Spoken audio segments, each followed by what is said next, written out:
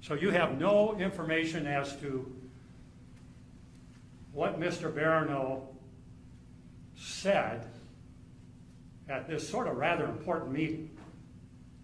No, sir, I wasn't there. Okay. Did you get any interview report from Mr. Hubbard? He didn't offer and I didn't ask. Okay. But you never seen one? No, sir. Okay.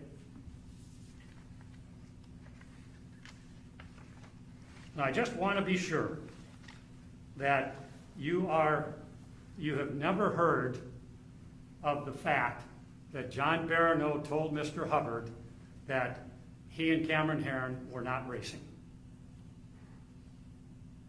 I wasn't there. I don't know what was said. Okay. So in other words, you don't know anything about it? Correct. Okay. That's fine. Thank you, sir. No. Thank you. You read, Brett? No, Your Honor. All right. Thank you, sir. Thank you, Your Honor.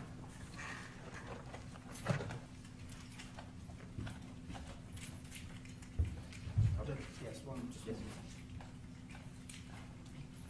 All right. Say we'll call Pam Reisinger.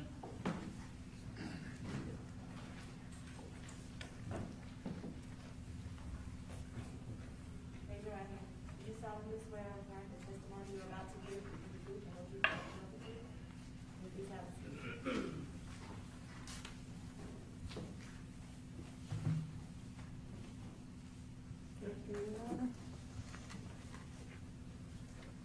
Whatever you're ready. Thank you, Your Honor. Please state your name for the record. Pamela Reisinger. And Ms. Reisinger, what was your relationship to Jessica and Lilia? Jessica was my daughter. Lilia was my granddaughter. And is there something that you want to tell the court that the court should consider prior to rendering a sentence in this case? There is. We've heard a lot today about qualities in a person. And my daughter and my granddaughter possessed all those qualities too. You say actions speak louder than words. They were active in what they presented in their life. Jessica went on several mission trips. She started programs in Girl Scouts.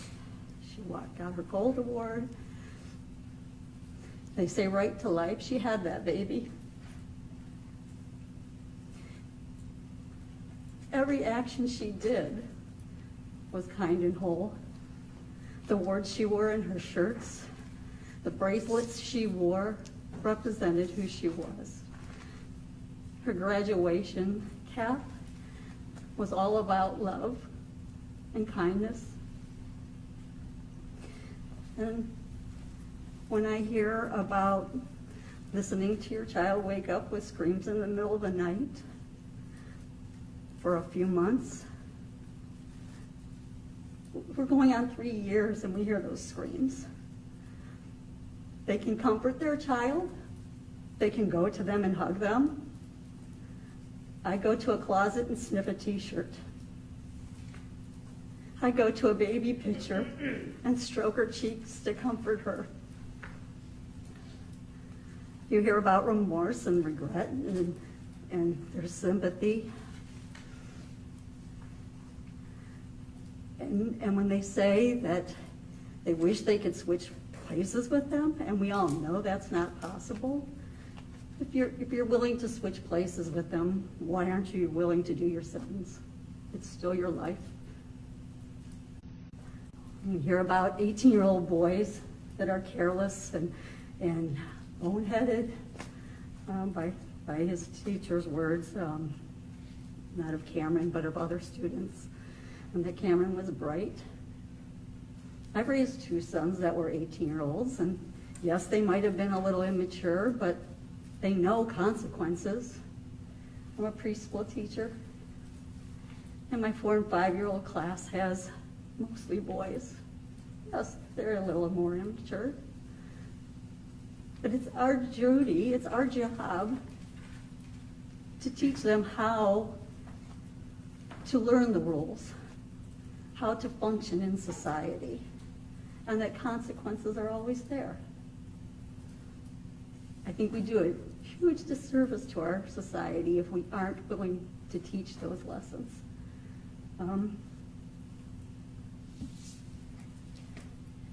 You know, we have our faith too. We also are Catholics. And I do believe that there is still forgiveness, but I also believe that there's a price to pay. I think the city of Tampa, when they had the memorial, but afterwards we had to watch for the rooftop because there were so many families there and babies and strollers. I think they were calling for justice, calling for their safety and their family's safety.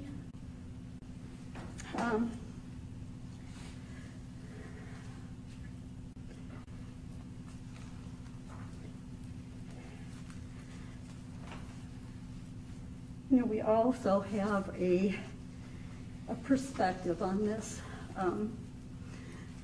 So I don't want to seem that I don't feel for the Heron family. I do. But their perspective on what they've lost can't compare to two sweet souls crossing the street coming home from a parking lot. They weren't residents here. The Herons are residents here. They drove up that street every day. I can't believe that living in that area, there wasn't an awareness that people cross that street. There wasn't an awareness that those speeds kill. That's why we have speed limits. It's for all of our safeties, and if we don't abide by that, what are we telling our community? I really have nothing else to say. If there's anything else that you want to present, why don't you tell the court, how old was Jessica when she passed?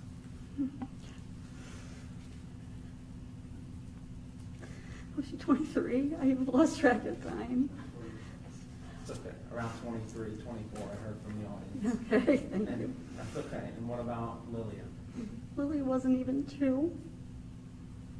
And at that time, did you have any other grandchildren at that time? Yes, I have 2 grandsons. Henry and Charlie was just a baby. He was just born. And did those two would have been cousins of Lilia, correct? And did they ever get the opportunity to see or be around Lilia?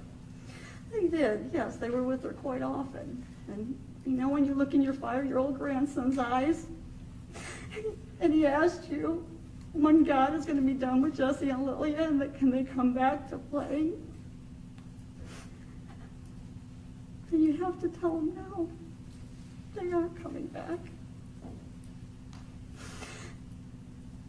Ms. Reiser, how has this affected you? We heard from the Heron family how it's affected him. How's it affected your health, and how has it affected your everyday life after this? There's a lot of anxiety in our house. We all jump when we hear the phone. Our phone buzzes or rings, and it's not an expected call. We always waiting for the worst news.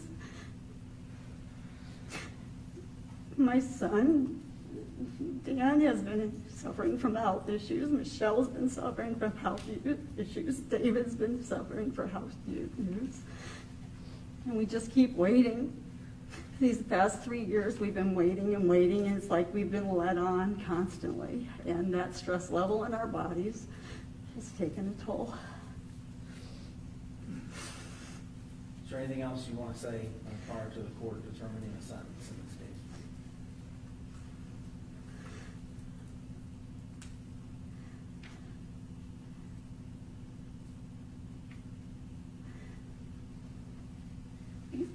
Judge, I have 4 children. And when people ask me the common courtesy question when they meet you, how many children do you have? You have to stop and think of your answer. You know, I have 4 beautiful children, but there's only 3 of them now. I just think that in raising children to be functioning members of society, I think there's hard lessons to be learned along the way. And I don't see how there can be a lesson learned if there's not a just punishment. And I just hope that everybody sees it's not for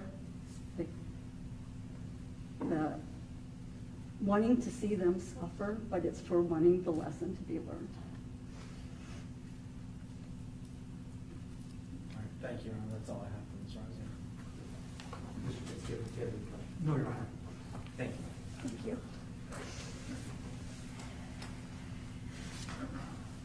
Judge, next, the state's going to call David Ravenel.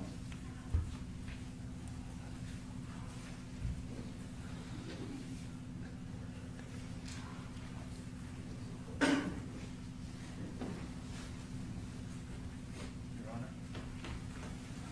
Raise your hand. Yes, Do you solemnly swear or affirm that the testimony you're about to give will be the truth, the whole truth, and nothing but the truth? that's right.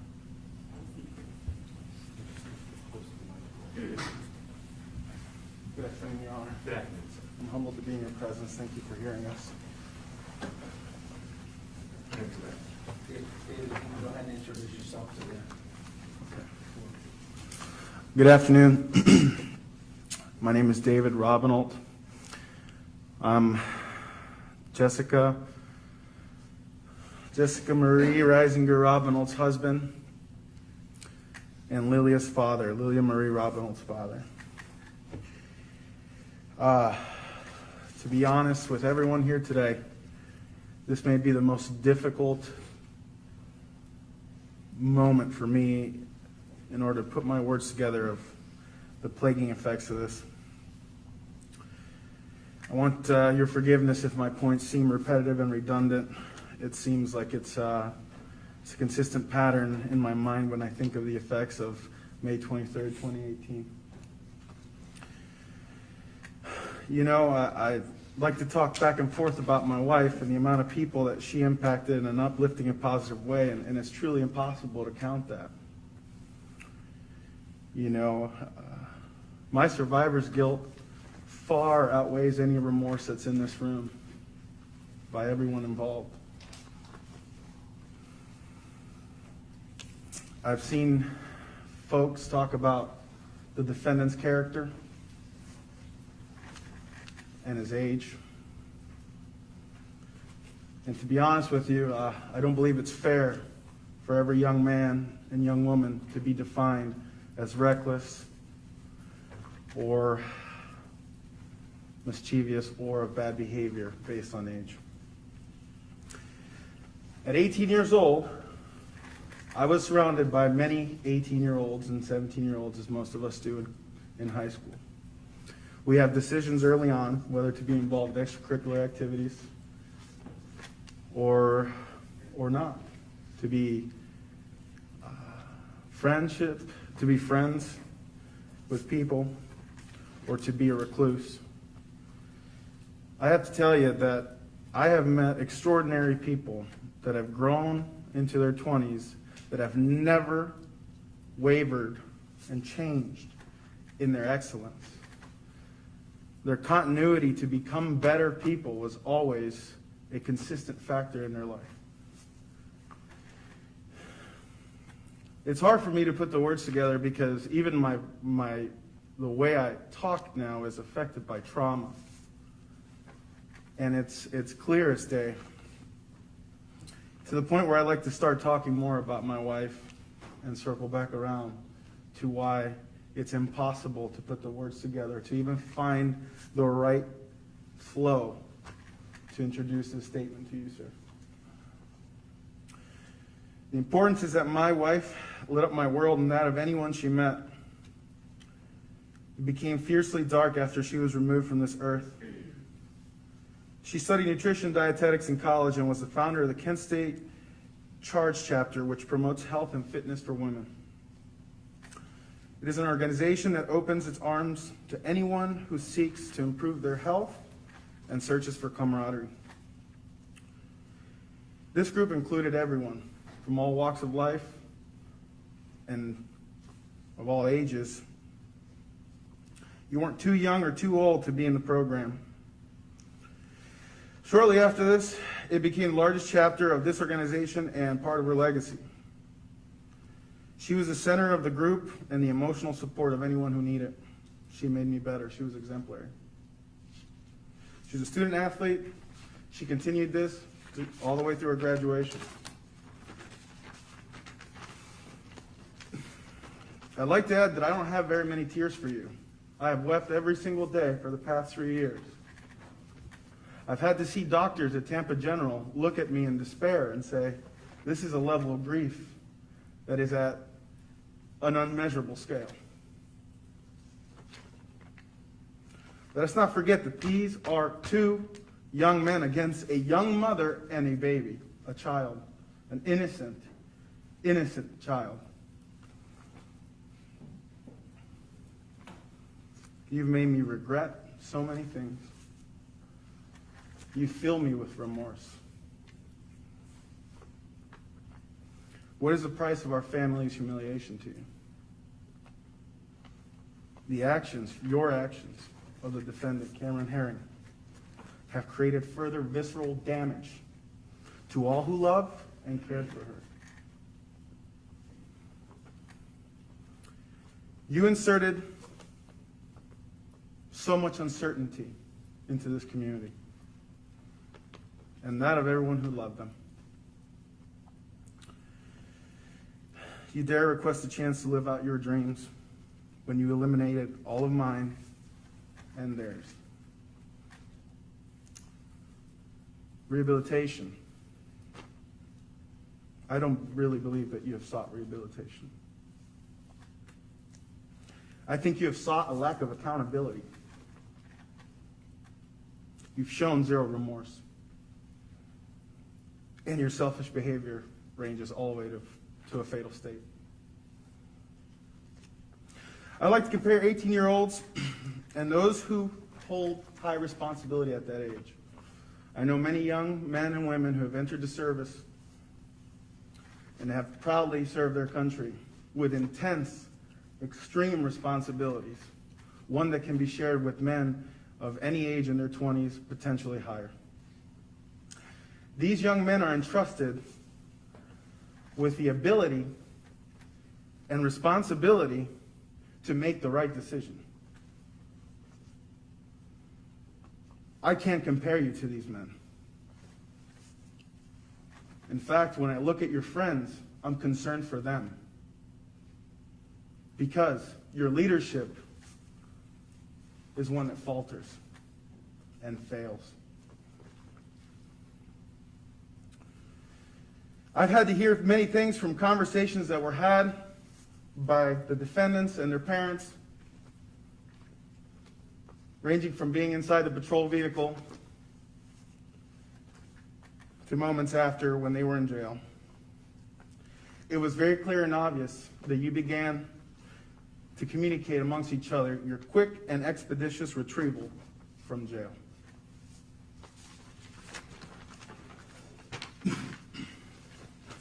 I want you never to forget that you have caused thousands of people to cry. I want you to think about that. For 30 years, the vigil alone that was held by the beautiful mothers and family members of Tampa Bay, Florida, was an honest reminder that we do not stand for your behavior, and we will not tolerate it. At an early age, I recognized a few things. Any misconduct would jeopardize my ability to create a career and thus hinder my ability to provide and shelter my family. The entire sequence of my late teens and 20s was always consistent. I knew at a very early age that there were different types of adults.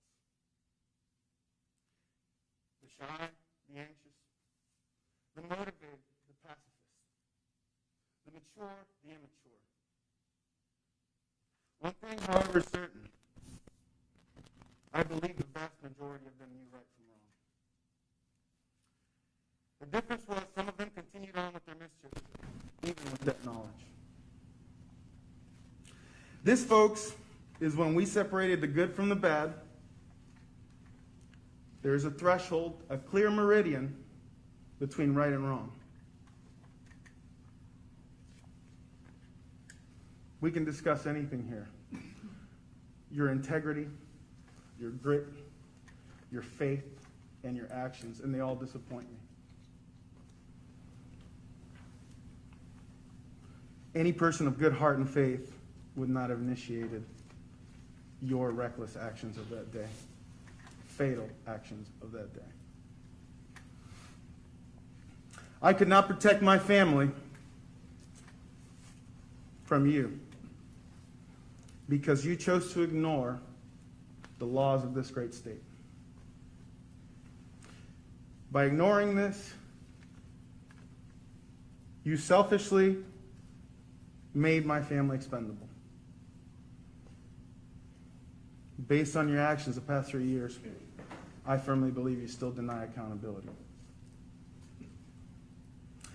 30 years from now, I will be 59 years old, almost 60. My daughter would have been close to 33 years old. My wife would have been close to 56. Based on her great health, 0 vices, and great self-care, I am certain that she would have made it to old age in perfect health. We would be enjoying the fruits of our labor and the expansion of our family. We would feel secure because we leave behind descendants.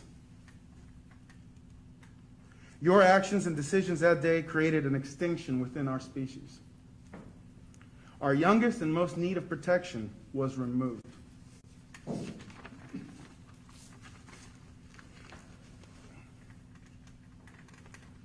It is critical for you to understand that you've created everlasting pain and depths of sorrow. Because of your existence, 2 beautiful, innocent lives were denied a full life. You eliminated their voices from this earth, this time and space. You left me without access to the treasures of my heart. You left me here as a widower and childless father. Your actions terrorize me and haunt me to this day. I had to carry their ashes in a box.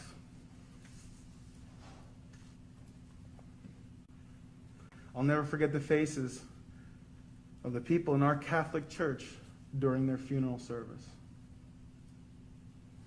They realized that we didn't have coffins for them, but rather a small box that I was to push at the end. It became clear then to most